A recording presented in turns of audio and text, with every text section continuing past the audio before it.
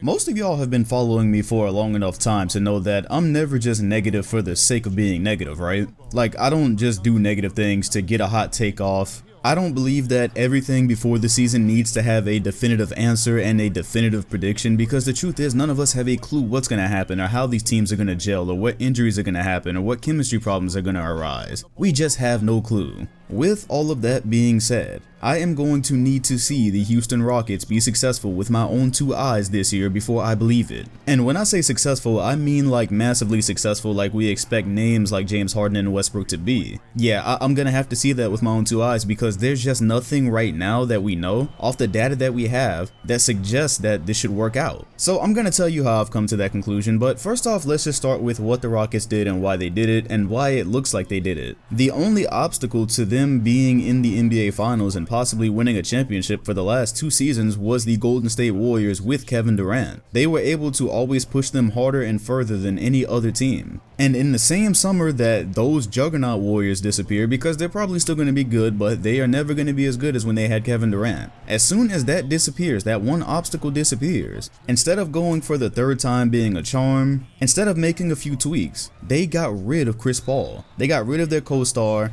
They bring Russell Westbrook in. Now, there's two things with Chris Paul. Obviously, his age. He is getting up there. He was not as good last season as he was in 2018, and that trend was probably just going to continue with him as a member of the Houston Rockets. Then we know that there was problems between Chris Paul and James Harden. We don't know exactly what they were. We don't have the exact reports, but at a time like this, when the Rockets could have just gone for it as the NBA is wide open, to make a change that drastic instead of making some tweaks does suggest there were definitely problems there. Now, with the way that the Houston Rockets play basketball and have played basketball with James Harden for the last few years, and how we should probably expect them to proceed forward, what do their players need to be able to do? Well, if they are any type of perimeter player, they should probably be able to shoot the 3 ball. Russell Westbrook is not a good 3-point shooter. What do the Rockets not do a lot of within their offense? Mid-range jump shots. What does Russell Westbrook like to do a lot, even though he's not that great at it? Mid-range jump shots. What should a player who is going to be playing in a James Harden dominated offense be able to do a lot of? Well, there's two things there: play off the ball and catch and shoot. Russell Westbrook has never proven to do either of those things consistently. If you're the Rockets and you like to shoot a lot of threes, what should there be on your floor? Spacing. Good, you got it. What does it do when you have a point guard bring the basketball up the floor, take a screen, yet the defender goes under the screen? He's allowed to go under the screen because he does not have to fear a off the dribble 3-point shot or a 3-point shot in general. That takes a bit of space away from another shooter on the floor. If I'm going to go under a screen from a point guard in 2019, that means I can focus some of my attention on a wing shooter. Not that I'm actually going to go over there, but that I can maybe make that pass a little bit harder. I can maybe make that point guard think about not throwing that pass over there, because I might be able to get to it, because I am under the screen. I don't have to worry about him shooting a 3. What does Russell Westbrook do a lot of when his defender has gone under the screen and baited him to take a 3-pointer? Well, as recently as last season, he was taking the second most 3-point attempts per game of his career despite shooting 29% from behind the arc. Is his decision making going to just change this year? When guys give him all that space and give themselves a chance to focus on other Rocket shooters or where that pass may be going, is Westbrook going to continue to gift the defense nearly 6 3-point attempts per game? Do you see why it feels like the Houston Rockets kind of made this trade out of desperation? Because we know that if you have Chris Paul having a feud with James Harden, and Harden's contract is coming up in the early 2020s, and if they weren't able to find a way to be successful together, then that was just a precursor to maybe losing Harden. So what do? They go out and get his friend, who by the way is another former MVP,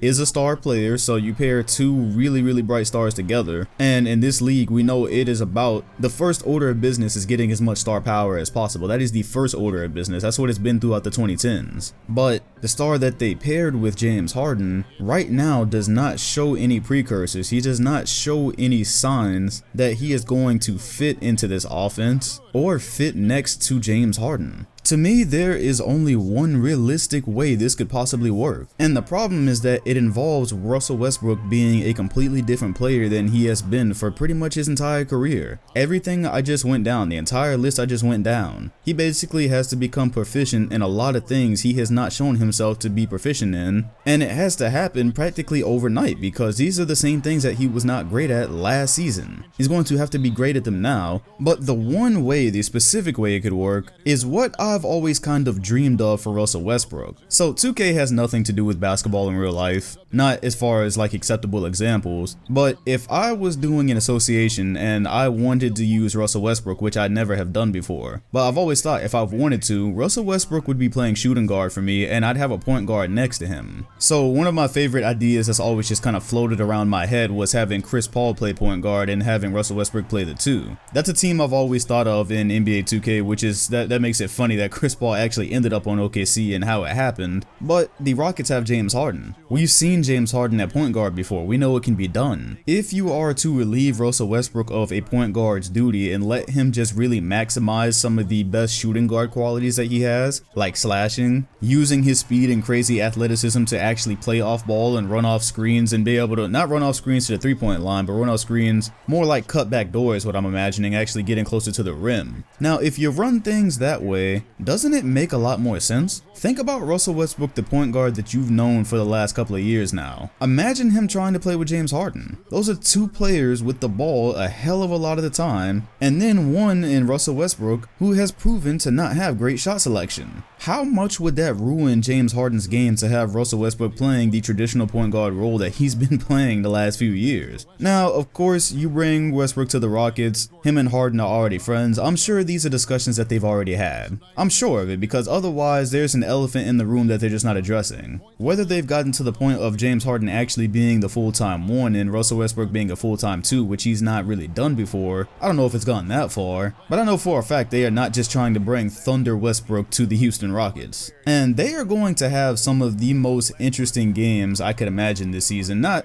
interesting in terms of I don't know how close the games are going to be or whatever, but I'm talking about just watching how this works. I'm going to be fascinated watching their games on League Pass, because at this point in their careers, you would probably rather have Russell Westbrook than Chris Paul, right? Just being that Westbrook is younger and he can probably give you more, and we've seen that Chris Paul is not the same player anymore, so you probably want Westbrook, that's true. But this is also where we talk about the fit of superstars, the fit of star players. Right now, from where we sit, Chris Paul is a better fit next to James Harden than Russell Westbrook is. From what we know, Paul has probably always been a better decision maker than him on both ends. For instance, Westbrook is known to kind of patrol on defense and hang around and wait for the rebounds. If he brings that to Houston, how does that affect their defense? As a matter of fact, that's one of those things I'm pretty sure they've discussed by now, because maybe in OKC sometimes that made sense so he could just start the break. Now you're in Houston with James Harden. Maybe he's going to be bringing the ball up a lot of the time. Maybe that is something that just does not need to come to Houston. But let me talk about some positives though, because again, I've just been trying to this point in the video, I've been trying to point out everything to you that does not really make sense about this pairing and why I really need to see it to believe it. But some positives. Okay, let's be fair to Russell Westbrook. A positive about this situation is that Westbrook now has more space than he's ever had in his career on the floor. He's played with Kevin Durant, he's played with Paul George, but a lot of the floor with Russell Westbrook on it has always been other guys that aren't really proficient shooters. So at a time, who did he have? Serge Ibaka, Kendrick Perkins. Thabo Sefolosha could knock down a shot, so I'm not going to put him in that. I'm talking about the early Thunder lineups. In 2016, you're playing with a lineup again. That one is Cancer, Ibaka, Andre Roberson in the backcourt with him. Roberson was like the antichrist of three-pointers. Then when Kevin Durant leaves him the year he won MVP, that's one of the reasons it was so impressive, because the guys that he had around him. He's not that great of a shooter, and no one around him was a great shooter, yet that team still got to the playoffs, still won, what was it, like 45, 47 games or something? That was an impressive pool with that team. Okay, cool, so now let's go back and put a positive spin on that conversation about guys that like to go under Westbrook screens. Now when you do that, hopefully Westbrook will not take the bait on taking so many three-pointers, because at this point he can't shoot them. He's not a good three-point shooter, but instead can use that space to actually charge up a head of steam towards the rim. What can you not do against Houston Rocket players. You can't help off the wings. There's 3-point shooters everywhere. So if Clint Capella is the one setting the screen, on the rest of the wings, everywhere else on the floor, there's a shooter waiting for the ball. So whoever has decided to go under this screen is potentially going to have to deal with a charging Russell Westbrook with little to no help, because again, who are you helping off of in that scenario? That's a good opportunity to put a lot of pressure on the defense to draw fouls, and then maybe Westbrook won't feel like he has to take so many 3-pointers when he's baited into it, because in the past there's a lot of guys on the floor with him who he knew just weren't really going to knock down the shot. You know, after they prove it so many times, that's a situation where it's a little bit easier to bait him in, which maybe you won't have in Houston. Westbrook is a pack of dynamite. He has never-ending stamina, he has never-ending energy, never-ending athleticism and speed. So for those of you who are maybe worrying about, hey, if he's going to play the 2, what about the catch and shoot thing? Again, we don't know what that's going to look like, but maybe don't just look at it in terms of catch and shoot. Since he would still be in the backcourt with James Harden would be bringing the ball up, handling the ball. If someone feels like they want to play off of Russell Westbrook, Westbrook can probably keep them pretty honest with some lightning fast cuts, or just movement in general, which again, this is where it gets kind of hard. Like I'm stretching it to be as positive as possible, but when Harden is ISOing, there's not a lot else going on the floor. It's mostly guys staying spread so that he can ISO. So that he can have as much space as possible to ISO. That's why he's been so damn difficult to stop, because one-on-one you can't check him. So I'm talking about something different happening than what's been happening, because if Westbrook is not having a great catch and shoot season, which you know guys are going to try to make him do when the season starts, if he's playing the 2, I have no clue he's playing the 2, that's not even something that's been talked about or confirmed, but if they did go with that route, you know damn well they are going, and especially knowing that Westbrook is easy to bait into these type of shots based off of past info, they'll be trying it. And now Houston has got to do something new. Harden has got to change his game up a little bit, because just straight up ISO as other guys stand on the 3-point line, Westbrook is kind of useless to you in that situation. For him to be effective at that position, he's got to move. So yeah, you see my concerns with the Westbrook and Harden thing. It's 2 amazing names, and there's a way for it to work, but it would have to go against so many things that have already happened, so many things that have already been proven. But there is technically a way. And that's kind of all there is to discuss about their roster and what they look like on the floor this season, because they didn't make a lot of other major changes. They went out and got Tyson Chandler. Ben McLemore is listed on the roster right now. I had no clue. Yeah, there's not a lot of major stuff here. It is literally how Westbrook and Harden play. That is going to be the biggest factor on this team. That is going to be the biggest thing for this team. And honestly, I think, just being realistic, right? I think the best case scenario for this team, I think Western Conference Finals at best. That's what I believe. If Harden and Westbrook just really figured it out, and Westbrook accepted a totally different role and changed a lot of his bad habits, he replaces Chris Paul, who was clearly going downhill, and somehow him and Harden turn out being even better. I still think they are not as great as some of the other teams out there, namely the Lakers and Clippers. I'm not about to just sit here and say if everything goes fine and dandy, every team can be in the finals. I don't see the Rockets as a finals team. And the worst case scenario is basically everything in this video I have discussed coming to fruition. Westbrook still not being good at all of the things he was not good at as of last season, and us sitting here scratching our heads by January wondering why Westbrook and Harden are playing on the same team. That'd be really bad actually, because think about what the Rockets have been through these last few years. Getting so close in 2018, last year having the Warriors in a very vulnerable position, and then this year failing. That'd be bad for everybody involved. That'd be bad for Westbrook, because for him that would look like, okay, you played with James Harden, Paul George, KD. Who can you actually play with? That's what that'll look like for him. And then for the Rockets, again, this move in the first place to me was because him and Chris Paul weren't working out, and they are trying to avoid contract disputes with James Harden in the summer of 2022, which really is not far off when you think about it. We know free agency works completely differently these days. We just saw it with Paul George. So, I mean, that summer of 2022, that is a near